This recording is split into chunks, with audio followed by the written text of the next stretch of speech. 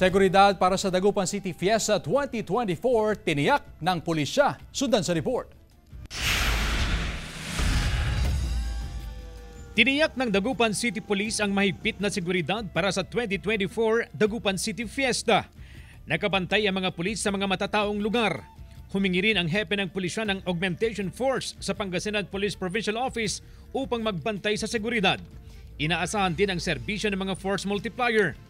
Tututukan ng PNP ang posibleng pag-atake ng mga mandurukot at bukas kotse.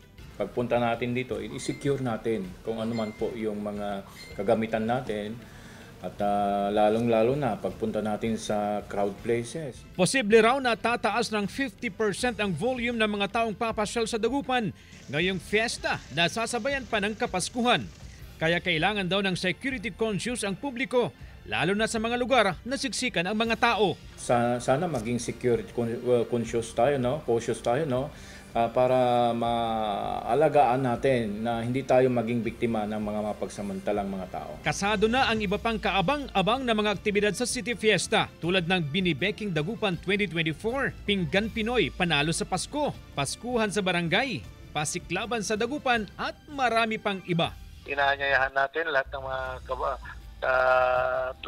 mga taga-Dagupan na sana makiisa at makisaya sa opening ng City Fiesta natin at yung darating na Christmas season.